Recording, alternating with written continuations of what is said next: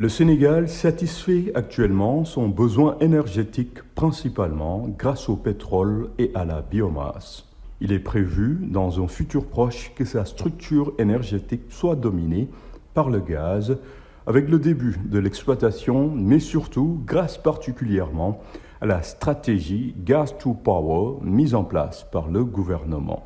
Pour l'heure, la quasi-totalité des hydrocarbures consommés, notamment le pétrole, sont importés. Cette dépendance au pétrole est encore plus accentuée dans la production de l'électricité. Environ plus de 70% de la production électrique provient de cette ressource. Deux formes d'énergie principales sont aujourd'hui utilisées pour satisfaire les besoins des populations et des entreprises.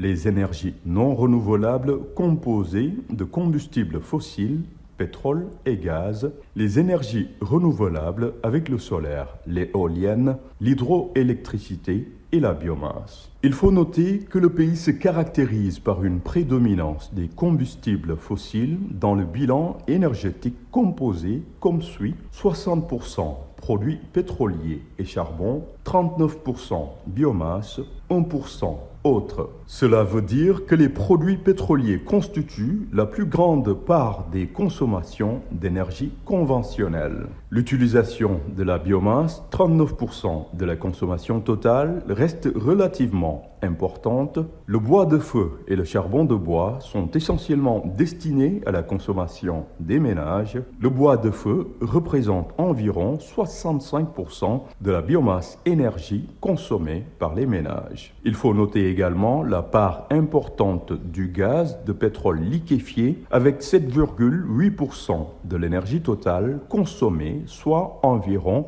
un tiers de la part du bois de feu. On observe que la consommation finale d'énergie moyenne en Afrique est de 0,5 tonnes équivalent pétrole par habitant contre 1,2 en moyenne mondiale. La consommation finale d'énergie par habitant est un indicateur dépendant de multiples facteurs: niveau d'accès aux services énergétiques, structure économique, prédominance du secteur industriel ou tertiaire, maîtrise des consommations, etc.